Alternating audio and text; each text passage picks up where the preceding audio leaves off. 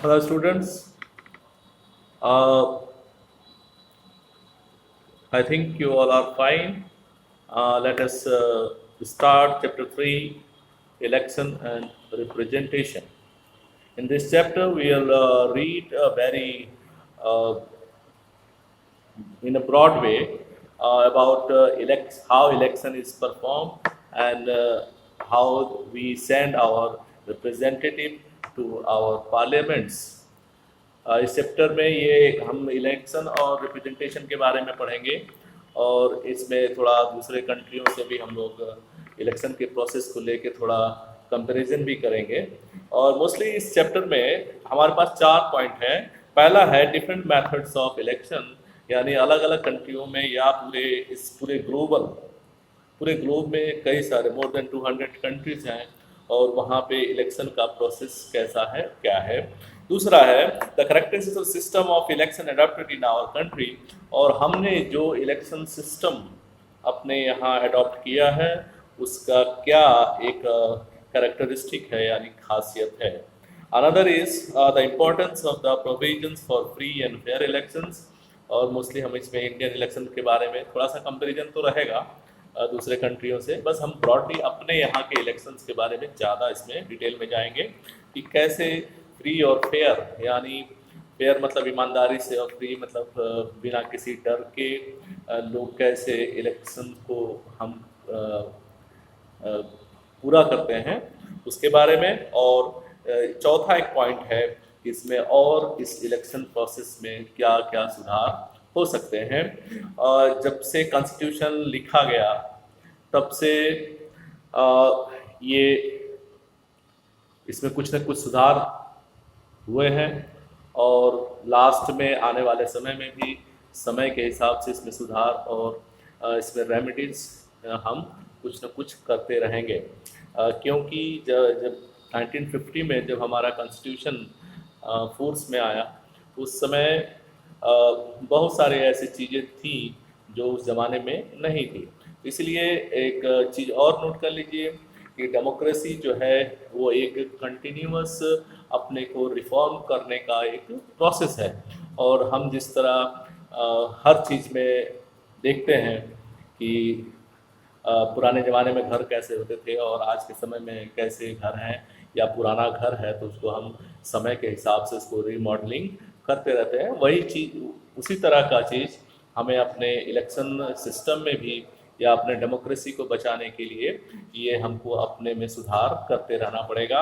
और यह एक कंटिन्यूअस प्रोसेस है और ये हमेशा चलता रहेगा। इसमें एक और चीज़ है, इलेक्शंस एंड डेमोक्रेसी में क्या मतलब है। एक चीज़ नोट कर लिए, can we have democracy without holding elections. क्या दो चीज़ है कि अगर हम इलेक्शन अगर होते हैं तो उस कंट्री को हम डेमोक्रेटिक कह सकते हैं, और दूसरा can we hold elections without having democracy, और क्या हम बिना डेमोक्रेसी के भी इलेक्शंस करा सकते हैं या कर सकते हैं कि नहीं। पहली पॉइंट है can we have democracy without holding elections. बिना इलेक्शंस का डेमोक्रेसी का कोई मतलब नहीं है। वो या तो एक किंग का रूल हो सकता है जहाँ पे कोई इलेक्शन नहीं होता है, राजा का अपना जो भी रूल है वो फॉलो होता है, और एक चीज़ होता है डिक्टेटरशिप, यानी हम कोई ऐसा, जैसे आपको एक एग्जांपल क्लास 9th में आपने सुना होगा, पढ़ा भी होगा हिस्ट्री के बुक में हिटलर के बारे में। The first questions remind us of the necessary presence in the large democracy. पहला कंडीशन है कि अगर डेमोक्रेसी अगर कहीं भी है तो उसका पहला कंडीशन ये होगा कि वहाँ इलेक्शंस होना जरूरी है। हम बाद में आएंगे, क्या ऐसा भी हो सकता है कि एक कंट्री डेमोक्रेटिक नहीं है और वहाँ वो इलेक्शन हो रहे हैं, ये बाद में आएंगे। All citizens cannot take part in the making every decision, they are for representatives elected by the people। जिस तरह सारे लोग मिलके देश नहीं चला सकते, उसी तरह हमने उसको क्या किया कि हमने अपना रिप्रेजेंटेटिव भेजना शुरू किया, यानी अपना प्रतिनिधि। हमने कई सारे लोगों ने मिलके एक अपना किसी एक खास आदमी को हमने इलेक्ट कर लिया और उसको अपनी बात कहने के लिए पार्लियामेंट में भेज दिया। जिस तरह हमारे घर में भी होता है कि अगर घर में जो मुखिया होता है, हेड होता है, वो अगर एक सब लोग अपने हिसाब से किसी चीज़ को डिसाइड करने लगे तो वो घर नहीं चल पाता है।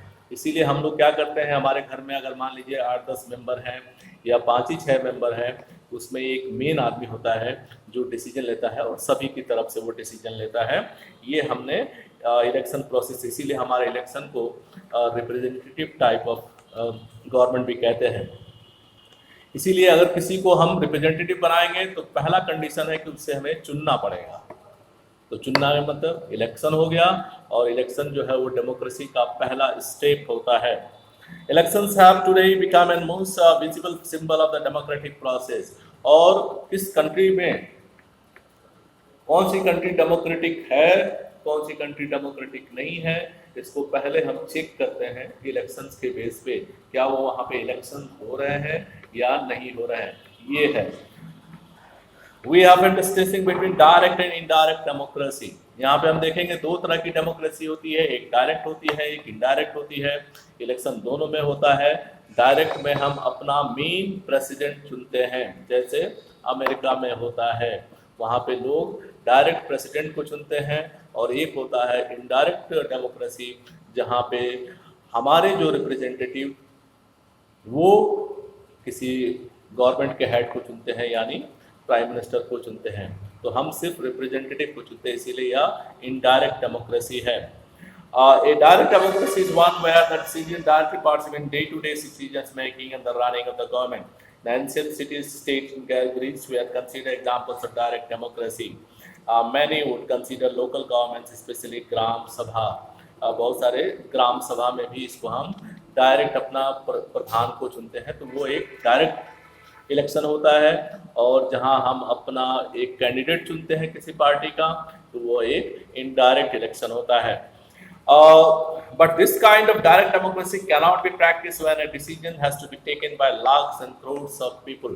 जहाँ पे पॉपुलेशन बहुत ज़्यादा है, या डायरेक्ट इलेक्शन या डायरेक्ट डेमोक्रेसी उसी कंट्री में पॉसिबल है जहाँ पे पॉपुलेशन काफ़ी कम है, और जिसकी वजह से इन चीज़ों को कराना या इलेक्शन के प्रोसेस को हेल्प कराना आसान होता है। But India is a vast country, as a subcontinent जैसा है, इसीलिए यहाँ पे पॉपुलेशन भी आप जानते हैं कि मोर देन 130 प्लस करोड़ की पॉपुलेशन है। इसलिए यहाँ पे डायरेक्ट डेमोक्रेसी में प्रॉब्लम है, इसीलिए हम इनडायरेक्ट में रखते हैं। That is why rule by the people usually means by people's representative। In such arrangement, citizens choose their representative in turn, actively involved with governing and administrating the country। और इसमें होता क्या है, हम डायरेक्ट अपने रिप्रेजेंटेटिव को चुनते हैं, वो चाहे वो लोकसभा हो, चाहे वो राज्यों की विधानसभा हो, जिसको एक लोकसभा में जैसे मेंबर ऑफ पार्लियामेंट, और एक होता है MLA, member of legislative assembly. Parliament जो होता है वो लोकसभा के लिए होता है, और लेजिस्लेटिव असेंबली वो किसी राज्यसभा के लिए हम चुनते हैं, और अपने समस्याओं को सुलझाने के लिए या वहाँ रखने के लिए हम उसको असेंबली में भेजते हैं, और हमारी बात को वो वहाँ पे कहता है।